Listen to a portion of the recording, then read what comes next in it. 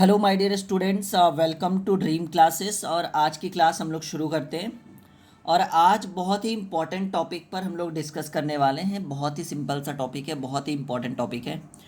Topic है आवेशित चालक का स्थितिज ऊर्जा या आवेशित चालक में संचित स्थितिज ऊर्जा। ये बोर्ड के एग्ज़ाम के नज़रिए से अगर माना जाए तो बहुत ही इम्पॉर्टेंट टॉपिक है। बोर्ड के एग्ज़ाम में अगर पूछेगा तो ये 5 नंबर का एग्ज़ाम में पूछ सकता है। तो चलिए आज हम शुरू करते हैं। उम्मीद है कि बहुत ही पसंदीदा टॉपिक आपको ये लगेगा और काफ़ी अच्छे तरीके से हम इसको समझा पाएँ। जी हाँ, अगर कोई टीचर आपको कोई टॉपिक पढ़ा रहा है तो समझा पाना वो बहुत बड़ी चुनौती है। ठीक है, तो उम्मीद है कि हम वो चीज़ आपके सामने कर सके। आज की क्लास को शुरू करते हैं।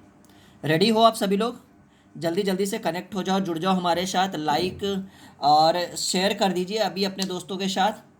और बिल्कुल नए हैं तो चैनल को बिल्कुल सब्सक्राइब करवाइएगा अपने दोस्तों से, और ख़ुद भी सब्सक्राइब कर दीजिए अगर आप पहली बार हमारे चैनल पे पहुँचे हो तो। हमारा टॉपिक है, आज शुरू करते हैं। ठीक है, देखिएगा बहुत इंपॉर्टेंट टॉपिक है कि आवेशित चालक का स्थितिज ऊर्जा या आवेशित चालक में संचित स्थितिज ऊर्जा। इस चीज़ को हमें फाइंड आउट करना है और अच्छे से। ठीक है, ये u की वैल्यू हमें यहाँ पर फाइंड आउट करनी है। किस तरह से u की वैल्यू, किसकी वैल्यू चाहिए?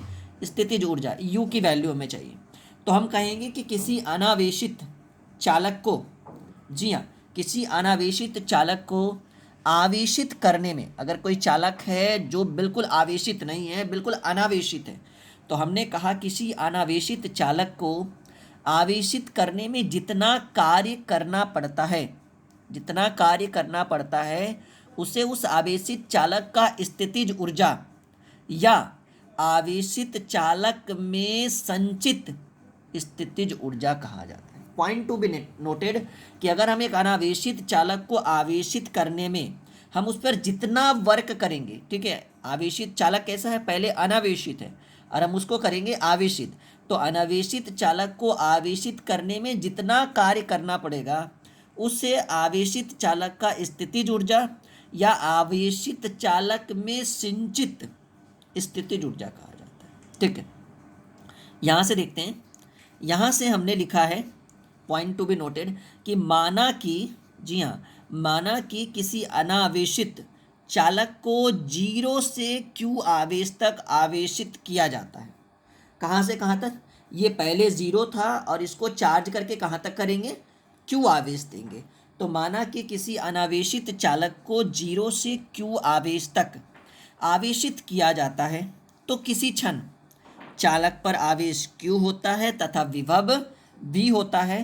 तो चालक को इससे आगे बहुत ही छोटा सा अल्पांश एक dq की कल्पना की गई है और उससे आवेशित करने में जो किया गया कार्य है वो हमने लिखा है कि dw बराबर x dq।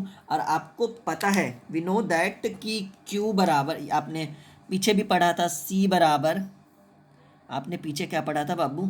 c बराबर q बाई वी से एसएनओ हमने पढ़ाया था नहीं।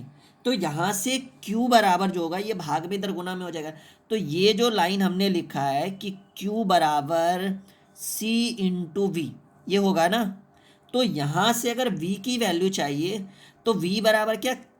v बराबर क्या आपको q बटे c होगा से एसएनओ। यहाँ पर हमने लिखा है, हमने पीछे भी पढ़ा था कि c बराबर q बटे बी, संधारित्र C बराबर Q बटे V, आवेश और विभव का समानुपात, अनुपात जो होता है। तो यहाँ से Q बराबर जो होगा वो CB हो जाएगा और यहाँ से V बराबर जो हो जाएगा वो Q बटे C। तो ये जो X है, ठीक है, ये किसको डिनोट कर रहा है? ये विभव को डिनोट कर रहा है। तो यहाँ पर हमने क्या कर दिया? Q बटे C लिख दिया। ये देखो, यहाँ से हमने इसको Q बटे, दिख रहा है ना आपको? हाँ, Q बटे C लिख दिया। तो dw बराबर क्या हो जाएगा? Q बटे C, और ये क्या है? dq है। अब देखिए आगे क्या प्रक्रिया इसका होता है। यहाँ तक कोई दिक्कत किसी को? ये डेफिनेशन अगर एग्जाम में पूछे ये क्वेश्चन तो आपको अच्छे से डेफिनेशन देना होगा। ठीक है, एक दो बच्चा बोल रहा था सर बोर्ड पे छोड़ देते हैं कभी कभी पढ़ाना पेपर पे। तो एक चीज़ याद रखिए, बोर्ड हो या पेपर हो, इंसान सही होना चाहिए पढ़ाने वाला, ठीक है, और पढ़ने वाला भी। देखिए अभी आप लोग एक्टिव हो, काफ़ी अच्छा लग रहा है। क्या फ़र्क पड़ता है बोर्ड पे हम हैं या पेपर पे हैं, नहीं, उसके लिए थोड़ा सा दिक्कत हो जाता है कभी कभार, तो इसी से हम काम चलवा लेते हैं। यहाँ तक कोई दिक्कत? सब लोग पहले कमेंट करेंगे नीचे, नीचे लाइव चैट में सब लोग बोलेंगे किसी को कोई दिक्कत यहाँ तक कि डी डब्ल्यू बराबर क्यू सी बटे D Q by C D Q. अब ये क्यू बाई सी कहाँ से आया? हमने वी के मान को यहाँ पर रखा, यक्स जो है वो विभव को डिनोट कर रहा है, तो हमने वी के मान को क्यू बटे सी यहाँ पर रखा। यहाँ तक सब लोग बोलेंगे कोई दिक्कत? तो आगे बढ़ते हैं हम लोग। ये पेपर में पूछ भी सकता है, ठीक है, कैपेसिटर संधारित्र से अच्छा खासा क्वेश्चन एग्जाम में पूछेगा जी, इस चीज़ को याद रखिएगा। चलिए आगे बढ़ते हैं। देखिए आगे बढ़ते हैं। हमने बोला था कि आवेश को हम कहाँ से कहाँ तक आवेशित करेंगे। हमने स्टार्टिंग में पढ़ा था कि आवेश को हम शून्य से क्यू तक आवेशित करेंगे। तो देखिए हम कहेंगे, हमने पीछे पढ़ा था ना कि यहाँ पर हम पढ़ेंगे कि चालक को 0 से क्यू तक आवेशित करने में किया गया कुल कार्य W बराबर जो होगा, अब कहाँ से कहाँ तक समाकलन करेंगे 0 से Q तक, 0 से Q तक, पॉइंट टू बी नोटेड। हमने कहाँ से कहाँ तक इसको आवेशित किया है? हमने किया है शून्य से हमें आवेशित करना है 0 से Q तक, तो समाकलन हमने कर दिया 0 टू Q, और ये पीछे भी था क्यू सी बटे Q by C D Q, ये पीछे था ना Q by C D Q. तो हमने बस यहाँ पर आवेशित करने के लिए समाकलन कर दिया 0 से Q तक का, तो W बराबर समाकलन 0 से Q ये Q by C D Q, ठीक है। अब देखो तो W बराबर क्या हो जाएगा, यहाँ से हमने क्या कर दिया 1/c को बाहर कर दिया, ये जो c है इसको हमने बाहर निकल दिया, तो ये 1/c हो गया, समाकलन 0 से Q। अब ये 1/c को हमने बाहर निकल दिया, तो यहाँ क्या बचा, सिर्फ c बचेगा, c डी क्यू। अब देखिए एक फॉर्मेट आपने मैथ में पढ़ा होगा कि x to the power n dx बराबर, ये आपने पढ़ा होगा, याद करिए, क्या आपने पढ़ा है 12th में? ये चीज़ आपने पढ़ा है या नहीं कि x to the power n dx बराबर होता है x to the power n+1 और बाई n+1। तो ये देखिए इसी फॉर्मेट में नहीं लग रहा है, ये जो आपको दिख रहा है ये उसी फॉर्मेट में नहीं है। q टू दी पावर कुछ नहीं, तो n की वैल्यू 1 ले लेंगे, किसी भी संख्या के ऊपर घात कितना होता है, वो 1 होता है, तो q पर घात 1 हो जाएगा इंटू डी क्यू, ठीक है। तो ये इस फॉर्मेट में दिख रहा है आपको, तो यहाँ पर घात कुछ नहीं है, तो q पर घात कुछ नहीं है, तो हम लोग कितना मान सकते हैं, किसी भी संख्या के ऊपर जो घात होता है वो एक घात होता है। तो W बराबर 1/c, 0 से Q तक समाकलन हमने किया Q पर घात Q इंटू डी क्यू, तो हमने इसको इस फॉर्मेट में लिख दिया x to the power n into D X बराबर x to the power n+1 बटे n+1।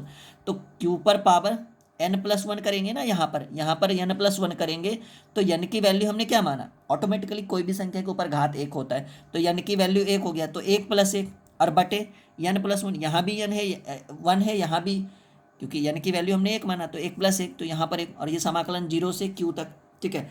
अब ये देखो Q 1 + 1 2 हो गया, तो W बराबर 1/c, अब हमने इस फॉर्मेट में इसको रख दिया Q का स्क्वायर और बटे 2, ये तो नॉर्मल है, ये आपको भी पता है, W बराबर 1/2c Q स्क्वायर, ठीक है। अब Q स्क्वायर हो गया। अब देखो आप इसको कर भी सकते हो Q स्क्वायर 0 स्क्वायर, नहीं तो फिर नॉर्मली आपको पता है कि W बराबर ये इसके साथ गुना में आ जाएगा, तो Q स्क्वायर बटे 2c हो गया, से एस या नो, W बराबर Q स्क्वायर बटे 2c।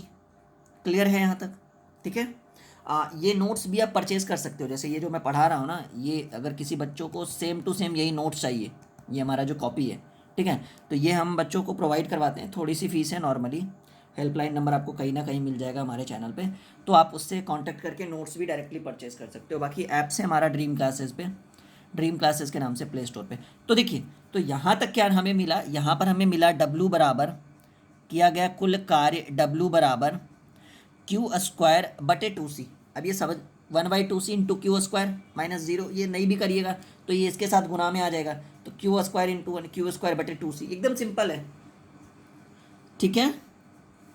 W बराबर Q स्क्वायर बटे 2c। अब डेफिनेशन से हमें पता है कि W जो है वो वर्क है, और हमें किस स्थितिज ऊर्जा में ये कर रहे हैं ना, तो W को हम U भी मान सकते हैं। U जो है, ये देखिए U जो है वो हमारा स्थितिज ऊर्जा है, तो हम काम तो इसी फॉर्मेट पे कर रहे हैं ना, तो हम डायरेक्टली जो है वो W को U भी मान सकते हैं, तो जब W बराबर क्यू स्क्वायर बटे टू सी है तो हम U बराबर भी क्यू स्क्वायर बटे टू सी, क्योंकि W और Q आपस में, W और U आपस में बराबर है, तो जब W बराबर क्यू स्क्वायर बटे टू सी हो गया तो U बराबर भी तो हम कह सकते हैं ना क्यू स्क्वायर बटे टू सी, U बराबर क्यू स्क्वायर बटे टू सी। और हमें पता है कि C बराबर Q बटे V, और हमें ये भी पता है कि Q बराबर, ये भाग में इधर गुना में हो जाएगा, Q बराबर सी बी से एस सी एन ओ। हमें पता है या नहीं पता है? Q बराबर सी बी होगा, कहिएगा सर बिल्कुल पता है। तो हमें पता है Q बराबर सी बी है, क्योंकि C बराबर Q बटे V होता है। तो हमने क्या कर दिया कि Q के वैल्यू को, Q का मान, ये सी बी जो है हमने यहाँ पर रख दिया, ठीक है। यानी U बराबर क्यू स्क्वायर बटे टू सी है, तो हमने Q के जगह पर सी बी लिख दिया, यानी सी बी का स्क्वायर बटे टू सी। तो U बराबर, एकदम बिल्कुल अच्छे से समझिए, देखिए हम आराम से पढ़ाएंगे लेकिन कॉन्सेप्ट के साथ पढ़ाएंगे, ठीक है। ऐसा नहीं कि जल्दी जल्दी ऊपर चले गए, टाइम लगे कोई दिक्कत नहीं। तो U बराबर सी वी का स्क्वायर बटे टू सी, तो ये सी वी का स्क्वायर हो गया, तो ये सी स्क्वायर वी स्क्वायर हो गया। तो U बराबर सी स्क्वायर वी स्क्वायर बटे टू सी। अब ये टू, इधर सी स्क्वायर था, इधर सी था, तो घट जाएगा ना, या फिर आप काट दो, सी गुने सी कर दो, इधर सी कर दो, एक सी कट जाएगा, यानी इधर दो सी था, इधर एक सी था, एक सी कट गया, ठीक है।